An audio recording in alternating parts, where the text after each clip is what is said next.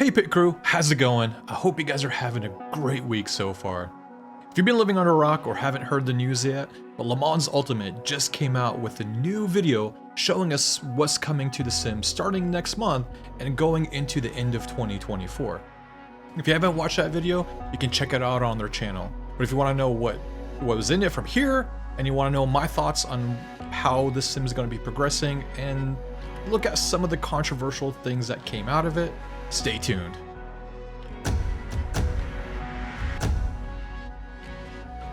So in the video, you have CEO of Motorsport Games, Stefan Hood, and he's telling us and giving us some details about what's going to be coming to LMU starting next month and again, going towards the end of 2024. So one of the first things that he talks about is the updates that are coming to the title relatively soon and coming into the next update. And the first one, which has been requested by a lot of people and a lot of users in LMU, is the radar system. Now, what is the radar system? The radar system really lets you know how close cars are next to you when you're racing out there to help minimize content and make the racing a lot more enjoyable. Now, if you look at it in the videos, it does look very familiar to another sim title that starts with an A. Not going to mention any names, but again, it's a very welcoming thing, again, that should help with the racing in LMU. The next update that's going to be coming to LMU that he talked about is going to be a modifying the race start of the game. Now, if you've been driving in LMU, the race start is very muddled. It doesn't really let you know what you're supposed to do, and it takes some time to learn and get used to, which could lead to you getting assigned penalties at the race start because you never knew what you did wrong. Really, you never really knew what you did wrong, and then we give you the penalty as the race started when you crossed the start line. Now, they've changed that up a little bit, and they made it look very similar to another title that is out there where it lets you know if you're in the red zone, the green zone, and then right before you get to the start line gives you the speed limit that you're supposed to be going. Again, but this should help simplify race starts to make sure that you don't get caught off guard with any type of race penalties when you start your race. The next update is going to be we're going to have full replays. Currently in Le Mans Ultimate, you don't get full replays. I think you get about like the last lap or two of what the replay is, but now you're going to get full replays and be able to see how your race went, record it, save it, and if you're a content creator, be able to use it in some of your content. And then also, to see what other people are doing, and so you can go back and review context and everything that's going on with that. Another thing that you're not going to see physically in the sim, but they're also improving the netcode system. For me, I really enjoy the netcode system in LMU. It's a lot better than another netcode system for a sim that starts with an I, rhymes with I renting. But this netcode system is going to take that even a step further to make sure that you can have closer racing with the people next to you to make sure that you're not getting any ghosting hits or anything like that. Again, with Stefan Hood clarified that we want to make sure that we provide a great multiplayer experience when it comes to racing. Another thing that's going to be coming along with the updates too is we're going to have the 2024 liveries. Right now you have the liveries from 2023. They're going to be expanding that to include the liveries from 2024 for the cars that are using it nowadays. Again, with the LMU, you don't really have the option to paint your car scheme. I don't know if that's going to be coming to the sim or not, but again, more liveries make sure, helps with making sure the field looks a lot more diverse when you're out there racing. So those are going to be the updates that are going to be coming to Le Mans Ultimate. Now let's get into some of the content that's going to be coming out. So with the newest update, we're going to get a free car, and it's going to be the BMW Hypercar. This is a car that's been in iRacing for a while and a couple other sims, but is now coming to LMU. It raced in IMSA last year, and now it's racing in WEC. So you got to have it in LMU, right? And this is going to be a free content, like I said, for people expanding the hypercar field. So along with it, we're going to get further DLCs, which we're going to have 4 hypercars, 4 new circuits, and 7 GT3 cars. 7. Wait. There's 9 GT3 cars. Oh wait, yeah. We're going to have 2 free GT3 cars, which brings up my controversy, or some of the controversy that's surrounding what the guys at LMU are doing, is that they're going to be introducing paid DLC. Yeah, you heard that. They're going to be bringing paid DLC. And that has kind of caused a lot of controversy within the community of sim racers because LMU is still in early access. We're not on version 1.0 yet. The game is still being developed, still being fixed with some of the bugs that it has as during release, and it hasn't even entered official release yet, but yet you're asking people to pay for DLC that's going to be coming out. Now, hear me out. I don't think this is such a bad thing, and I think this could be potentially a good thing, and here's why. So if you go out and buy Le Mans Ultimate right now, you're going to be buying it for 24 bucks, give or take depending on where you're at in the world.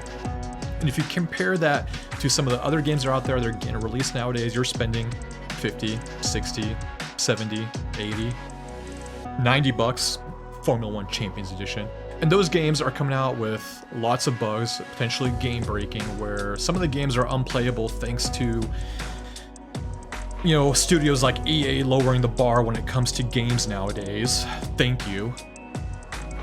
But you have Le Mans Ultimate, 24 bucks. The game is really playable. It does have some bugs. I'm not going to say it doesn't have some bugs. It does still cause some crashes that are out there, but it's a lot better and a way more playable state than some of the other games that are out there, and even some of the Sims when they first came out.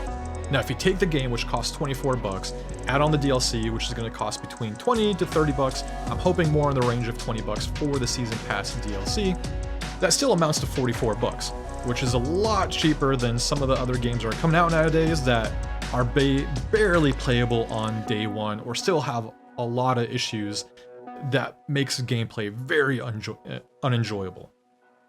Now, you know, looking back at the history of motorsport games, I can see people, you know, being cautious or having a negative feeling towards having to pay for these DLCs.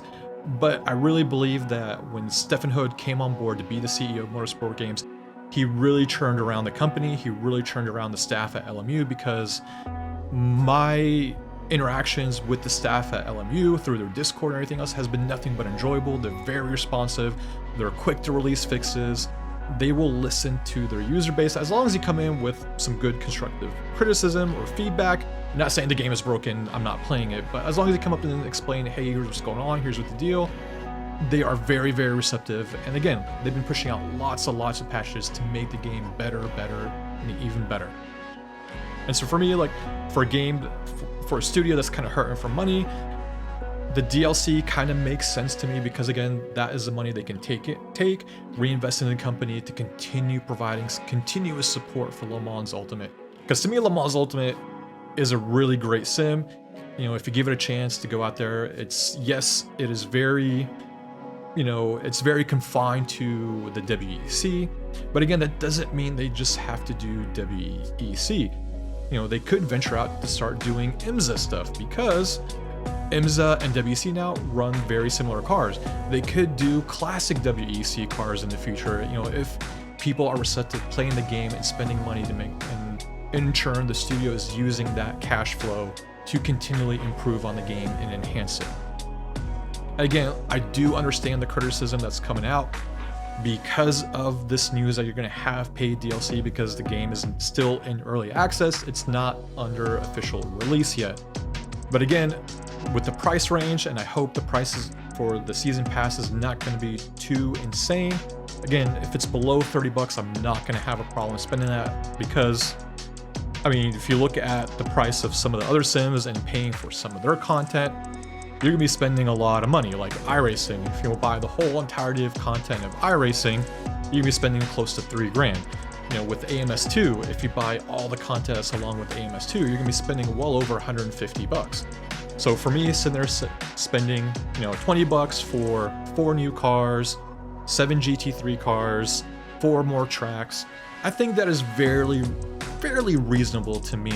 And I think that should help, and I believe LMU will take that money and that cash flow to reinvest in the game to make it better.